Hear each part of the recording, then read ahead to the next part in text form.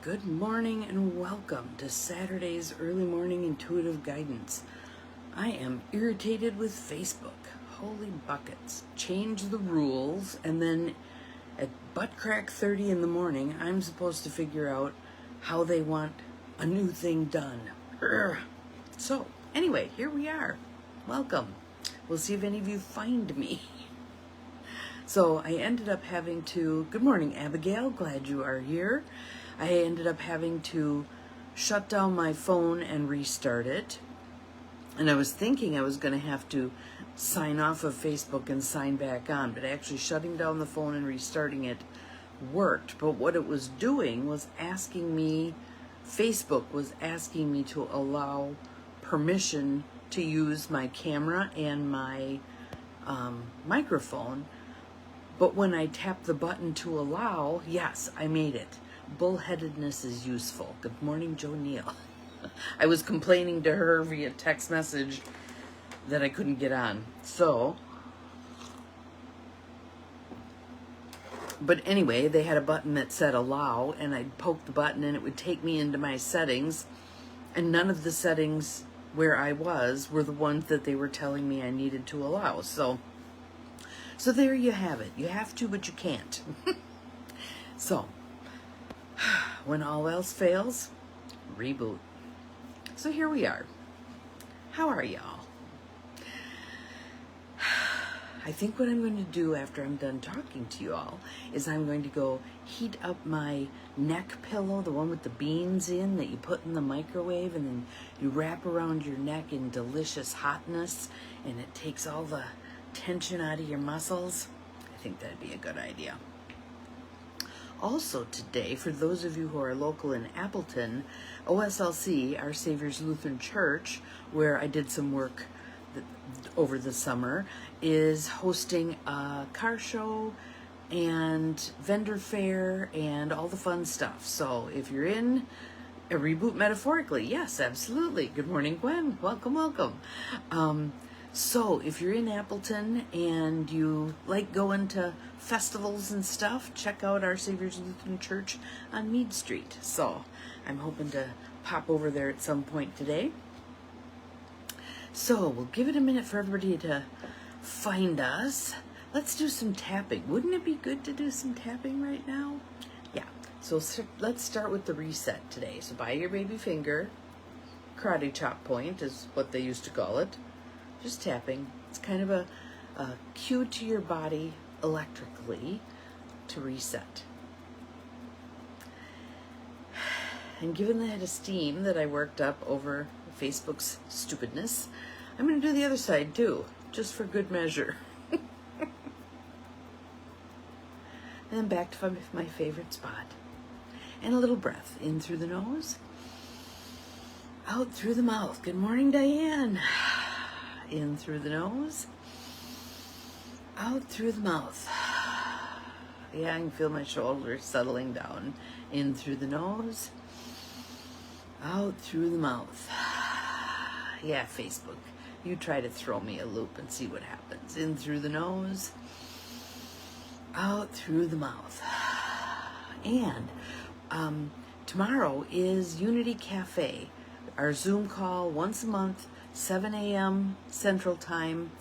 Yesterday I sent out the reminder with the link to those of you who've either participated in the past or expressed interest in doing so. Yes, absolutely great to be in your own bed. Glad you're home. So if you would like to join us and you didn't get the reminder yesterday, please send me an email saying you'd like to join us for Unity Cafe tomorrow morning, 7 a.m. Central Time, where we spend an hour just talking about whatever comes up for those who are on the call. So if you want to send me that email, it's bonnie@empowermentandpurpose.com. So today I handpicked what we are going to Facebook, talk about comes from Outrageous Openness, Letting the Divine Take the Lead, Tosha Silver. And for those of you who have the book and like to follow along, it is page 167. And I changed the title a little bit in Facebook, I just called it presence. Presence. Being present. Tosha's title is Contestants Must Be Present to Win. So, let's take another breath. And this is about being present. It's about being grounded. I did some energy work with my friend Bobby Silverstone yesterday via Zoom. We share services, and so we each got a little loving yesterday. And I was excited to feel how grounded I was in the course of the work we were doing on my behalf. So that's not been something that's always been easy for me, staying present. So the quote at the top comes from a Berkeley bumper sticker. If you were in your body, you'd be home by now. Yeah, I get it. Totally get it. One more breath. So here's her story. One day I became seriously motivated to become more present. I was driving onto the Bay Bridge one afternoon, lost in thought. How many of us do that? We're driving along and we arrive at our destination and we go, how did I even get here? The next thing I knew, the toll taker was yanking me out of my reverie by saying sharply, honey, what in Lord's name do you want me to do with this sorry thing? It sure ain't gonna get you across no damn bridge. I realized I had handed her my garage door opener. While I chuckled about it for an hour, I knew I had a problem. So now I stop often during the day to ask, where am I? What am I doing right this minute?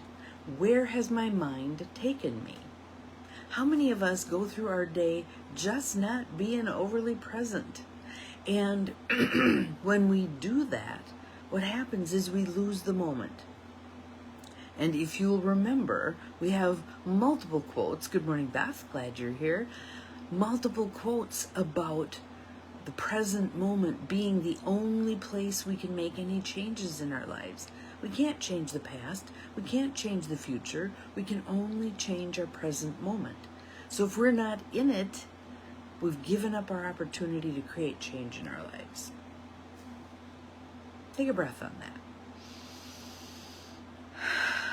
So to reclaim the opportunity to make change in our life that is in our highest and best good and the highest and best good for those around us, the simplest thing to do is bring ourselves back into the present. Now, those of you who often say, I hate meditation, I can't do it, I'm no good at it. What is it asking us to do? Be in the present moment. If you find when you meditate, you're all over the place, any place but in the present, that's normal. It's normal. You're not doing anything wrong. Simply bring your attention back to the focal point, whatever it is, a word, the breath, a candle flame, whatever it is you're focusing on, just gently return it without beating yourself up. Return, return, return. Over time, you get better at being able to stay present. It is not an easy thing for human beings.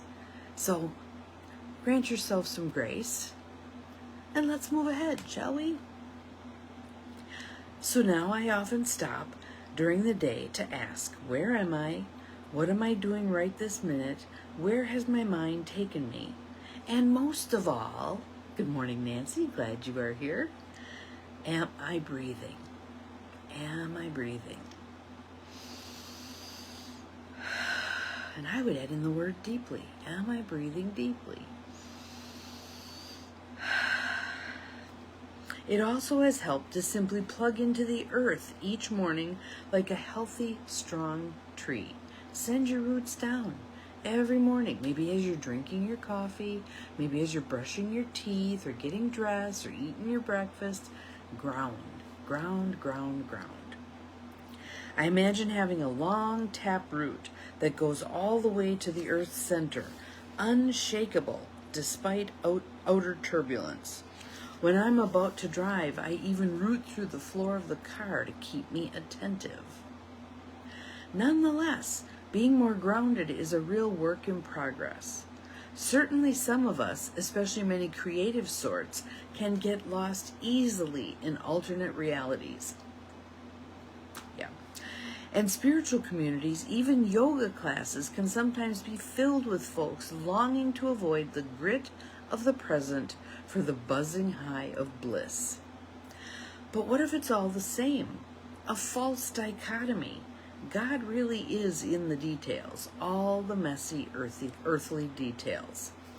So here's another story she shares about someone who really isn't in the present.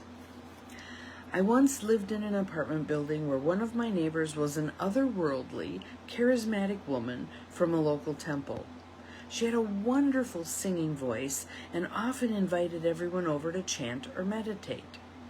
She'd had many spiritual teachers around the world and flamboyant inner visions that she loved to share. Most people in the building found her utterly endearing and completely maddening. You see, she seemed to treat reality as a pesky distraction from her spiritual seeking. What good were all those celestial visions if she moved people's still wet clothes when she needed the dryer? How did chanting help if she left her trash everywhere for some kind of cosmic pickup? Often she would wander away as someone spoke. Now that one would have driven me nuts. On the night she moved out, she somehow entangled her U-Haul in the row of bulbs that lit our garage. As she hightailed it from the building for the last time, she pulled the whole electrical strip off the wall and then dragged it behind her down the street, loudly clattering all the way. My neighbors and I watched in bemused wonder as our cars were plunged into darkness. The damage took weeks to be repaired. A couple of us later remembered that her adopted name in Sanskrit meant bearer of divine light. So, the trials and tribulations of being someone who's not very grounded in reality, not very grounded on Mother Earth. Because we are spiritual beings having a human experience, we need to actually be present in our earthly body to have that human experience. Yeah, it's great fun pondering all the potential options, alternate realities, sailing around in the universe. But sometimes we just need to ground right here, right now. So let's just take a moment to do that. I want you to feel your butt in the chair or wherever you are, if you're laying in bed, whatever. I want you to feel your feet solid on Mother Earth. And yes, it can be through layers. Doesn't matter. Take a breath. And with the exhale, driving down those roots into Mother Earth. And think about a tree. It has those little feeder roots that go out along the surface that gather nutrients and water. But it has that deep tap root that is for grounding. We have that. Breathe it down. Deeper and deeper with every exhale. Allowing for the solidness, the groundedness, the connectedness to Mother Earth. Yes, it is great fun until someone loses an eyeball. My father's saying about that was, "You're going to cry yet tonight." What the hell was that? Anywho, breathe. Grounded. Feel your shoulders come down. Feel a shaft of light through your entire being, going down into Mother Earth and grounding you even more deeply, drawing in that healing light, exhaling it into Mother Earth. So then you almost become like a transformer or a beacon. The light comes through you down into Mother Earth, grounding you to Mother Earth and to the divine, just like that tree, grounding you down into Mother Earth with the roots, but the branches are reaching towards the heavens. Breathe. One more for good measure. So today, let us practice groundedness repeatedly during the course of the day. Bring yourself into the present moment. What are you doing? A great way to ground yourself is run through your senses, especially non-sight senses. What do you smell? That's a great one. What do you touch? What can you hear? Guess what do you see, but don't rely so heavily on that one. Use your other senses, especially smell. That is such a rudimentary sense. It really grounds us fast. Okay?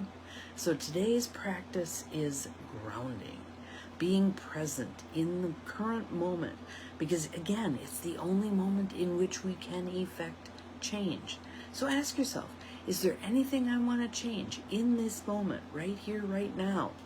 And your answer may be my level of presence. So I'd love to hear how this goes for you throughout the day. Don't forget again, tomorrow we have Unity Cafe. Maybe I'll make a little note. Maybe that'll be one of the things we talk about on Unity Cafe was how was it on Saturday? Practicing being present, practicing being grounded, practicing being in this moment, right here, right now. We'll see you again tomorrow. Remember, you're capable of far more than you think you are. Bye-bye.